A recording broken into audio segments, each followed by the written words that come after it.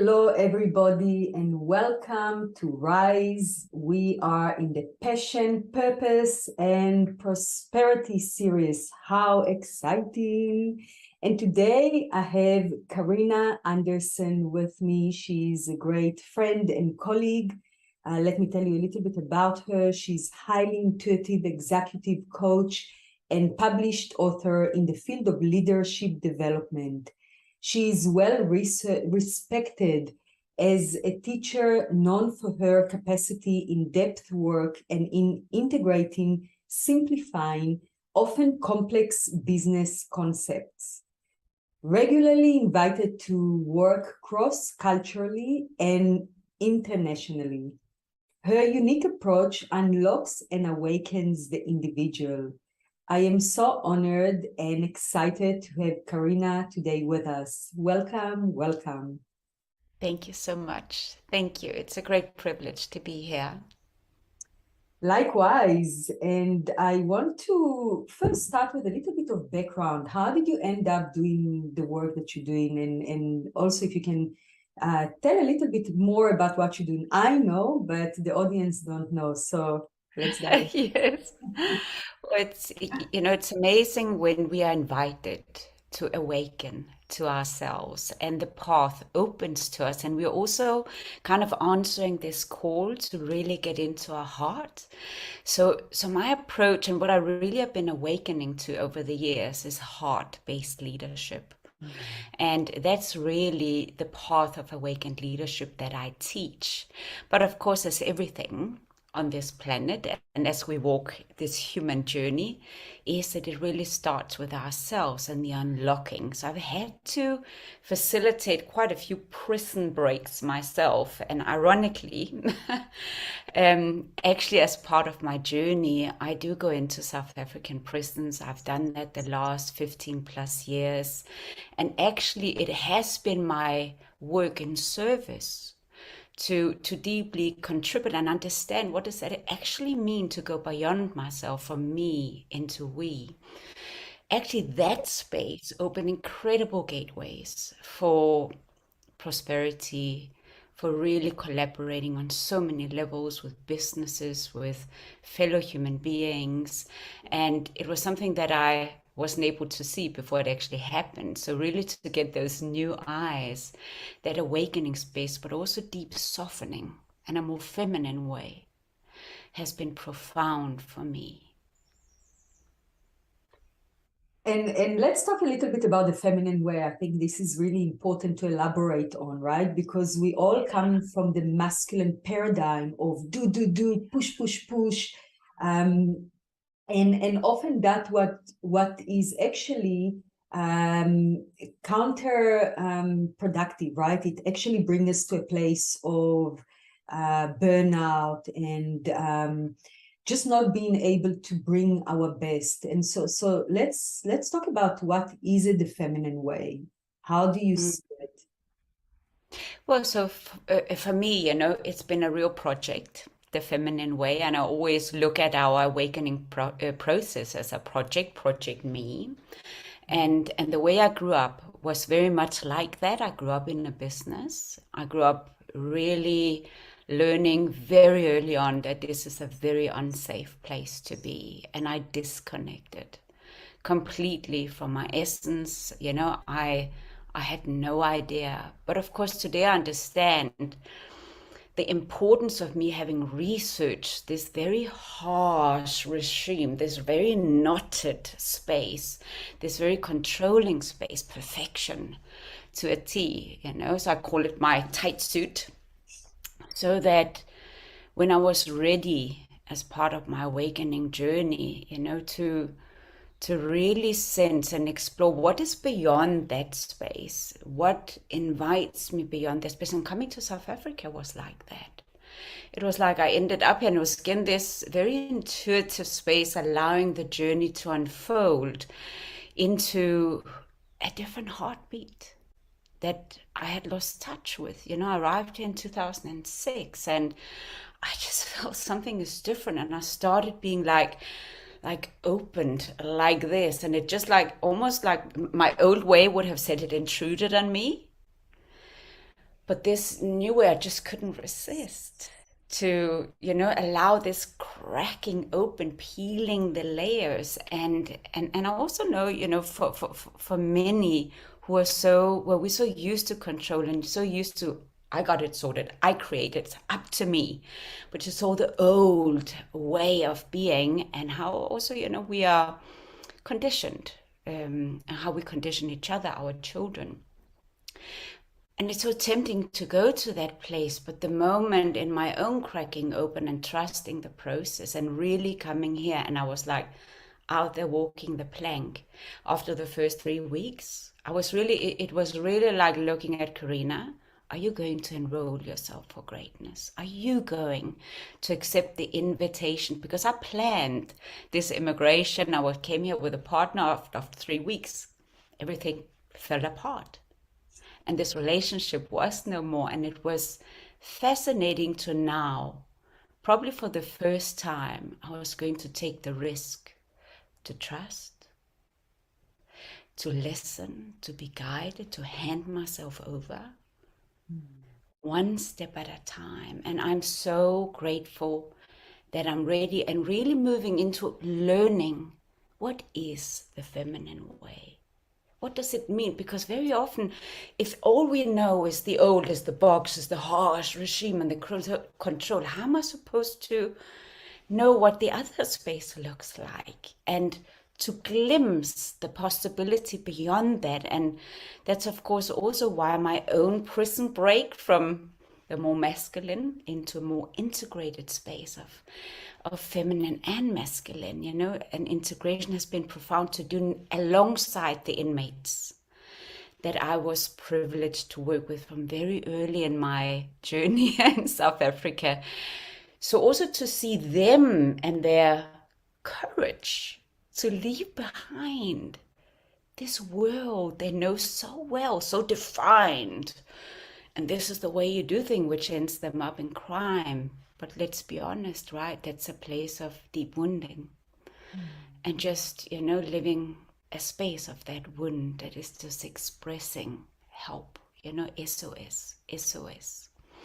So I'm still learning the feminine way, by the way. I'm still softening and also writing my latest book, 10 Leadership Lessons from Prisons to Boardrooms, has been more of that shedding, more of that taking the leap of faith, more of understanding what does it mean, this new skin that I'm in? How can I co-create and collaborate? So this Rise Summit, their one beautiful one, is part of that feminine way where I'm taking steps and learning as I go along. Beautiful. And so it's really amazing how you found yourself in a new beginning, right? Everything that you knew as familiar was shattered. You were in a new place. Your relationship didn't last, and you had to hand yourself over, as you said, right? You were in a moment that you almost had nothing else to lose, right? Obviously, it's not like that, but you were in a moment that you were completely in the unknown, and this was what actually that sacred step where you just handed yourself to the divine. You said, I'm ready, take me where I need to be led, right? Absolutely, yeah. And you found yourself in a place you were never have envisioned before, right? I guess you couldn't No, see it from where completely. you were. Definitely not. Definitely not. Yeah. And I mean, it feels like a huge risk, and I know that, of course, also, I mean, the great privilege of walking so closely to our own journey, being human, is also to deeply understand that rising, unlocking, really remembering is not easy, because the journey of human is such a dense experience, so but what's so beautiful about my ability now, where we're glimpsing more and more, and certainly I know deeply from my path the last 16 years in this country. Now, the November 1st is my 16-year anniversary. I have experienced the magic from really risking and to handing myself over and to be guided completely, that I can co-create magic in the most amazing space. And actually there is nothing else but that, I mean, the other space is an illusion, so, but a very good one. And you certainly do. I mean, you create magic inside the prison, right? So I just want you to maybe talk to us a little bit about it. What do you find there? Because this is an uncharted territory for so many people. Most people hopefully never visit the prison and don't really know what is going on in there. And I would love you to share some of your insights. So first of all, of course, my biggest discovery is how we all are actually imprisoned, right? That in the old, in our control, in those very tight spaces and harsh regimes. And often, it's easy to look at others, and very often, and I did that, I was looking for pretty pictures. So I often separated myself from others on the journey. And I operated in this spectrum of more or less, in the duality, good, bad.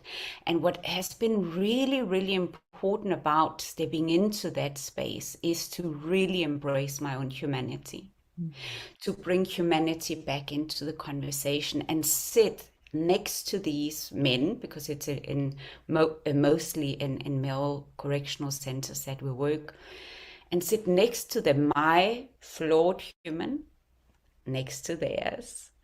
And it's a space of zero judgment. And I know this is a really tough one for most, especially in South Africa, most of us, I mean, we have so much crime. And I think, to really, really open myself, and that's been very significant for me, to open myself to the human part of me that is flawed, that stumbles, and I walk next to them as a travel companion. We cannot offer a space of change if we have any either or in that space, if we have any judgment. And I know that my human desires a certain way of being, but also know she operates in a very limited way. As I step into my soul's desire, I don't separate any longer. And I love the poem by Khalil, who invites us into a space of shared responsibility. That actually one single leaf on a tree cannot turn yellow without the silent knowledge of the entire tree. So what it invites me to, as long as you're out there lost in your forgetfulness, I'm also out there. I can't be well if you're not well. So it's just to share the awakening, and more of the feminine way, the inclusive way, the heart-based leadership way, that this work has invited me to awaken to. And as I said in the beginning, I had no idea in the beginning what this journey was, really consisting of. And that's, I keep being more and more touched, more and more broken open. And it's the most beautiful privilege to sit next to people falling through the cracks, which is not just their doing, but our doing. Because of the boxes and the limitations we create on a larger tribal levels that we all buy into and subscribe to. And I'm there to help. Let's unsubscribe. Let's relook at the subscription. Let's go a little bit deeper. So I often say I do root canals.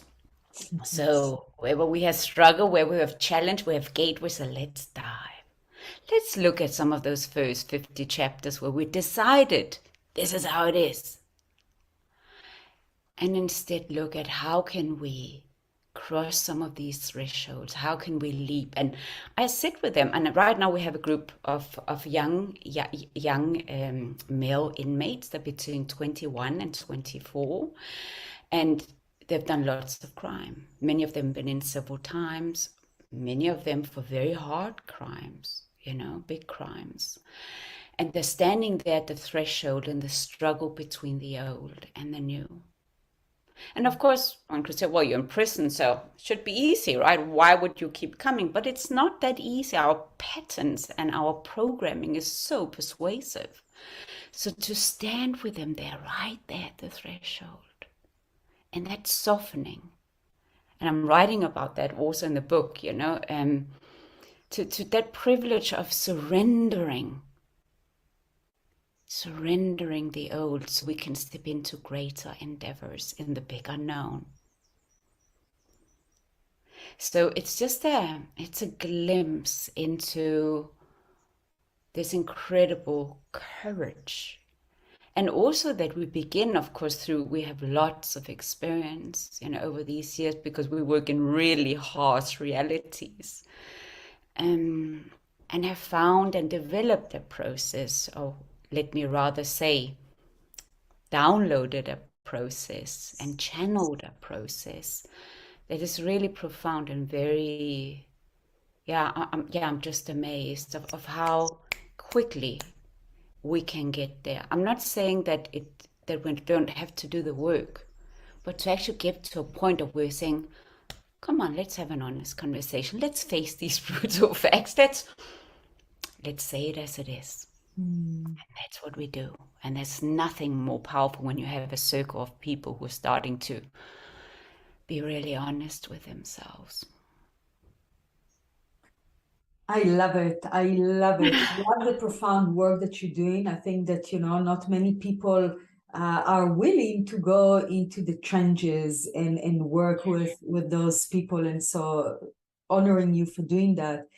And also the incredible life lessons that you bring from there. And what stood up for me the most is when you said that once we really nail down the root cause, right? So we go right in there, we hold safe space, but with the fierceness of truth, right? We're not masking, we're not plastering, we're not trying to kind of avoid or suppress. So we really look at things as they are, and as a human being holding the torch for another human being and lighting their fire where it got shut down for whatever reason, and reminding them that in their core they are as divine and as human and as matters and as everyone else.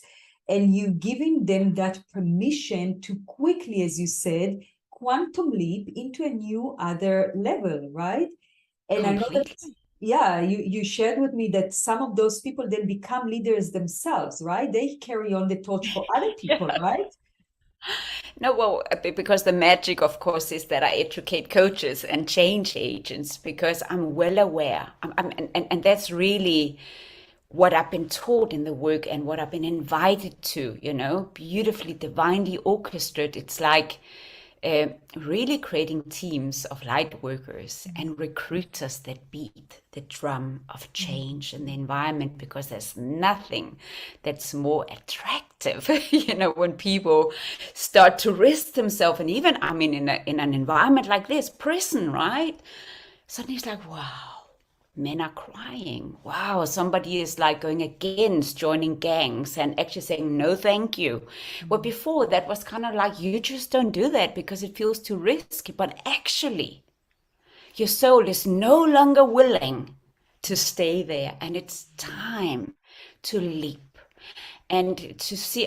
We have some extraordinary examples of what is possible. And as they carry the torch and they live in the environment, so they start to carry that torch inside the environments. So really over the years, I've built big teams of change agents. And even, one of my partners in Smiling One today, I met inside Brownsville Maximum Prison in 2009, and he is running our projects. He is one of the most inspiring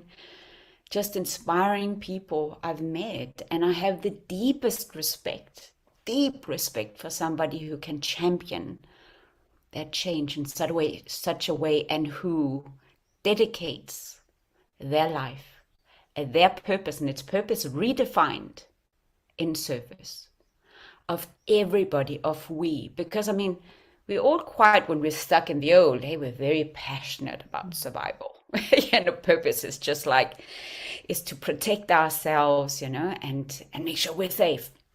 But once we really begin, and that's part of the journey, if I work in a prison or whoever I work with in leadership spaces, is to, of course, shift purpose to awakening and become passionate about Project Me. And then to really begin to have passion for service. And this just becomes a completely different space of passionately we are showing up for the well-being of we. So that's really in a nutshell the work and what I so deeply respect about working with these phenomenal people who have really touched, I mean, in their spectrum and their human experience have been to the far edges. Because of that, they're able to catapult themselves and meet people who are really in dire need of a bit of lighthouse and guidance and shine a light, you know. Oh, it's so beautiful. I had so many goosebumps and shivers running through my body as you were speaking, because really you touched on the core of my message. I really believe that we can only really take people as far as we have gone ourselves.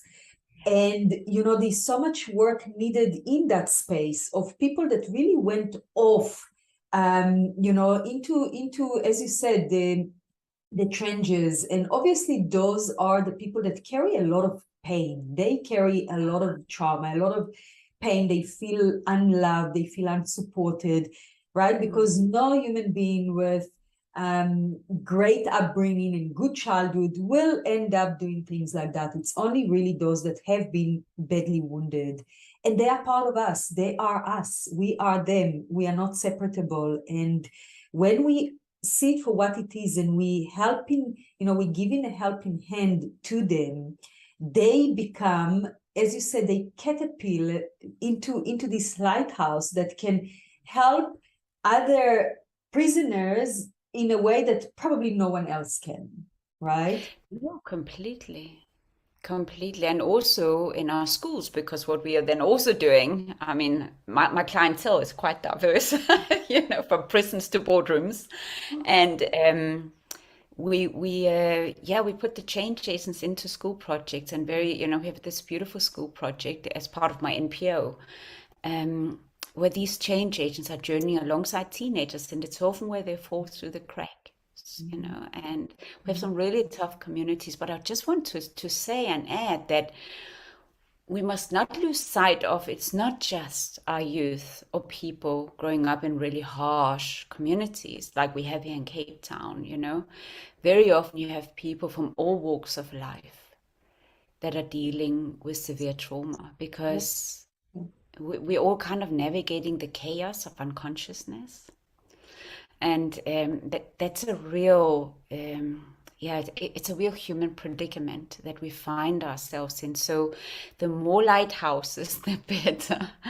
And to really also see, and I say that it's one of our big like slogans, there's meaning in the madness, that even in what looks like such a dark space, you can plant a flower in every single experience. You can grow an oasis everywhere. But you gotta see that every space is ripe. Every space is ripe for transformation, for turning the soil and pulling out the weeds, for activating that inner gardener in people. It's all possible. There's nothing that's not possible, but we gotta have the mindset. So moving from the lack, the poverty mindset, the either or, into growth, which takes us to this beautiful abundant space. Because as we all know, in an oasis, it just keeps giving. It just keeps giving. It just keeps giving. Yeah. And you also said something that I really want to bring forward for all our audience that are listening. Many of you are already aligned with your life mission. You are doing that, and you just want to create more flow, more abundance, more prosperity, and all of that. And many of you are still figuring out what is it that you're here to do. And for you, I wanna highlight something that you said, that you started with the word trust. You had to trust that you will be led. So you kind of surrendered to where you were, and being receptive to the guidance. And then when you got yourself into a space that you were never thought you will end up in, it was not in your envisioning, you started downloading and channeling whatever needed to come through you so that you can bring it forward. And I really want to suggest that this is very much the feminine way. And I'm not here promoting only the feminine way. I just want to make it very clear. I am talking about the harmony of the feminine and masculine all the time. It's just that I'm talking about the feminine way because we've been so indoctrinated in the masculine paradigm that some of us just don't know anything else. And so I want to highlight the feminine way just so we can really bridge it together, because they're both important. I do believe that we need the support of the masculine, the structures, the planning, the directing, all of that holds us in safety, holds us in that container that the feminine, without the masculine, it's just chaotic. It needs that container. But yet the feminine way is to bring that from the mystery, from the creativity space, and bring it forward. And it's amazing how you shared that you started to download the processes that were needed for your work to happen, right? Yes, it's like that. And I often say, that there's a song and you're just waiting to be sung. And it is when we, come into becoming that tuning fork, but also realizing there's a greater tuning fork. So in our alignment. And once we begin to really move into the spaces of low frequency and understanding the clutter on our frequency, and we begin to really unclutter and free the space and elevate the energy, it's all there. It's all there, the guidance and the music. And that's really been quite profound. And also, one of the things I really had to break up with was my loner strategy, because my story of the outcast one. And it's a very real one for my human. But when I realized that all of that has a very specific purpose, because guess what I am dealing with today? Guess what I'm working with today? What my passion and purpose and the great space is really to help those that feel outcast come home into belonging and into one. Because we're not outcast, we're not outside, we're not separate. But the illusion have to be real for us to really have an incredible experience. And oh my goodness, it's very believable. So I give thanks. I really look at the meaning and the madness and say, I'm grateful. And I go back to those spaces in me that forgot.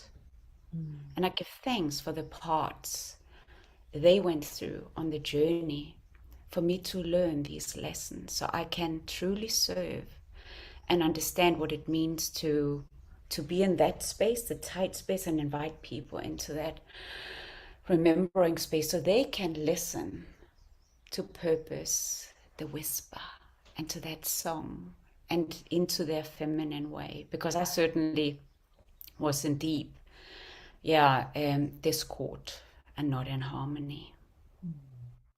Yeah, and what a relief. Hey, what a relief to be able to collaborate in that space and play in the greater symphony. I like that. I like that. We all have our own music. We all have our own song to sing. And, our life brings us the notes, right? To create that music. Exactly. Yeah, exactly. So it's been such a beautiful space of also when we stand at the threshold and as we talk to those out there that really are working on their alignment and have enrolled themselves for greatness. But it's that continuous, really meeting and trusting the journey and knowing that we will be shown all the time where we need to unclutter, where we need to rinse. There's, in the mystical space, I mean, there's such guidance all the time. So also to trust the struggle, to trust that I'm being shown right now, and am I willing to move into that and break into that, so also part of that, of this little mini course I've done for this beautiful Rise Summit, where one of the meditations is really also to understand when we look at breakthroughs and when we are in the storm, that we're really able to sink into the center point of that storm, but knowing, no longer unknowing. Prison break, it's not like you do it from the outside in. You say, oh, I know I need to unlock. No, you feel it and you sink into it and you break through from the inside out. And that's the prison breaks. Really. So, and that's really profound also in the inmate space in particular, when they learn to host the fire and the journey and breaking open and softening in that space inside prison. It's beautiful. Inside. Yeah. And for us all, hey, because we're all imprisoned. We're all imprisoned. I couldn't agree more. I mean, we all are in the process of freeing ourselves, right? Freeing ourselves from our minds, from our limiting beliefs, from everything we think we can't do, or not worthy or not good enough, or all those voices that not even us that keep playing in our minds, and we submit to it because we just don't know better or got used to it. And it's really, we all in that process of freeing ourselves from slavery and finding our sovereign authority within, right? Absolutely. Absolutely. And really, really stepping into that, with a different fire, a really different fire, a flame, but it's a flame that's fueled by a we space, a trusting space, a knowing space, just a surrendered, divinely guided space. And I like it also how you said that we first have to go through the project me, right? So that's the first step, no matter what. You first have to deal with your own wounds, with your own conditioning, with your own clutter, with your own shit, for a lack of a better word. Exactly. Right? And only Call it when as it is. Exactly. I mean, and then when you're on the other side of it, naturally you want to share it with the world. It's not even a question, do I want to or don't I? It just comes as, an overflow that you just want to be in service and get the gifts, forward, kind of thing. I also, no, completely. And I also think it's really important because remember, our humans are very clever. Well, they think they're clever, right? We keep outsmarting ourselves. And I always call this journey of, when I stumble once again, is such a humility practice to remember, human, I'm not quite arrived yet. And because of the human aspect and our forgetfulness, we easily get into a space, or I know better, and look at me, so we are in our separate, we're not very kind, that there's very little compassion in that space. And so it's very, I'm finding it very humbling. I'm grateful for struggle that keeps reminding me that just remember we're all human. Just walk a week in somebody else's shoe. Just really try to put yourself in their shoes, So I'm finding that is such an important lesson for us all, and embracing that as part of our upgrade, to not kind of step out of the struggle, but just to integrate it. And that becomes the bridge. And that's where you will feel the kinship to your fellow human beings. Yeah. Thank you for that. Very beautifully said. And indeed, life will always provide us with experiences to humble ourselves if we forget that we are also human, and that can happen. Ego, it's also part of human makeup. And at the same time, I also want to highlight that you don't need to be perfect to shine, right? So you can shine as you are right now, with all your flaws, with all your imperfections, with all the things that you haven't figured out yet. You can still shine with what you have, with the beautiful, with the good, with the bad, with the ugly. There's no good and bad really in the biggest scheme of things, but you are here to shine, and wherever you are, even if you just one or two steps ahead of somebody else, you can still be their lighthouse. Right. Ah, that's beautifully said. It's very important, and it's also where people connect, because once we kind of like, that's one of the things I recently really allowed to shed, this prison of perfection, um, and to really realize that in your imperfection you are much greater light for others because you're relatable. Mm-hmm. Nobody on this journey has an easy ride, by the way. So that's why it's good to have a travel companion. So I suggest let's join hands, on this crazy ride. So, and it's, yeah, when we walk hand in hand and we co-create, and that's really also what it's all about, to create magic in this space. And it also means that when we no longer define abundance from a lack mindset, because remember, when we are caught in human and we look at what abundance is, prosperity is, we define it from that limited space. It's very important, as part of the upgrade, we'll get completely new eyes. It will mean something else to us. It will even like just, the blossoming of a flower, is profound. I had recently a client from Northern Africa. He almost lost his sight. He was bitten by a snake. And it was amazing in that limbo of a few months, not sure if he would keep his eyes, how all the old worry and stuff, right, that he was attached to, really, when he got through it and he got to keep his sight, but it was not the same sight he had anymore. And it's just a little example of, again, how he needed to go through something quite severe, and life will throw us those curveballs. I call them invitations, those fires. So we can upgrade, we can elevate, we can reset, and get those new eyes that will step into abundance. It will just be new, and we cannot, from our old paradigm, our old mindset, actually see what that is. And that's why we must be willing to be students, to be apprentices of this journey of abundance, and hand ourselves over to the space,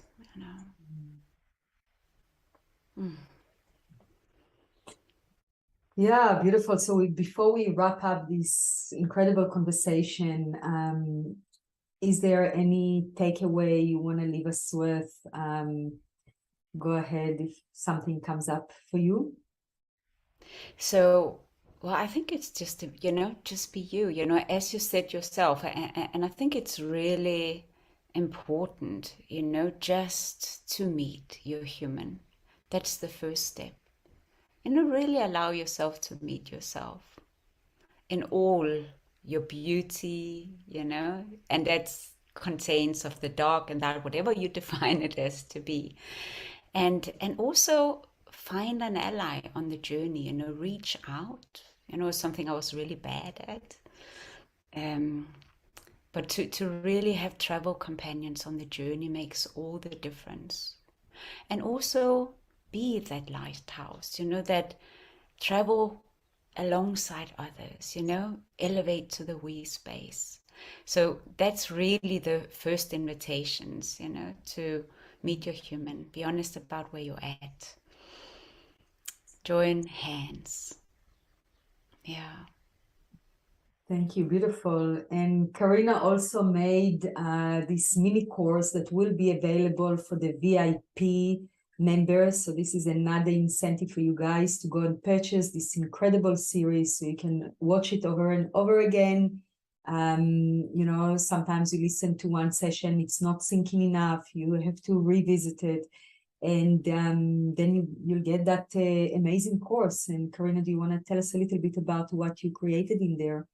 Yes, it's really exciting. I mean, I love these opportunities. Again, I create as things show up on my journey, and that's how I'm guided. So it's such a privilege for me also on the back end of just having, published my book, and to really also create more doors into the material and into the lessons to really help you in these different stages of sitting with your human, having this really honest conversation and stepping into more confidently stepping into holding that space. And there's also 3 meditations. So one is really to also help yourself, some mindfulness, because it's really important in the space of forgetfulness that we meet ourselves lovingly and kindly in that space. And also that reminder to enroll ourselves to greatness, that you are summoned to the next level of your leadership.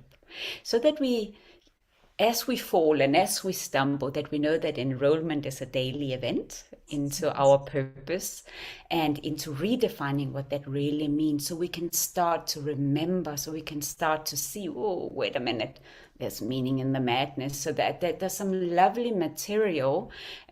Also, I'm sure you'll share the link so you'll be able to see also a little bit more of the content. So there's 12 different videos, and there's 2 hours of just beautiful on-demand videos you can access, lifelong access, and just enjoy that space of your homecoming into yourself and your beautiful purpose. Oh, so beautiful. And thank you so much, Karina. You are such a shining lighthouse. You're so beautiful inside out. And I'm sure everyone can see your passion and your, you just emanate it from your being. And yeah, honoring you for what you're doing. And thank you so much for being a passenger on this journey and co-creating this magic together. Mm. Thank you. Thank you for the privilege of being invited into this space of co-creating, of planting some seeds in the gardens of so many more fellow travelers out there, pilgrim souls. And it's a real honor. It's a real honor. And thank you for adding so much magic also into my garden of awakening. I'm very grateful. Thanks. Oh, thank you so much. And for all of you listeners, blessings on your journey. And until the next time we meet, lots of love from me, your host, Nina Isi. Ciao. Ciao.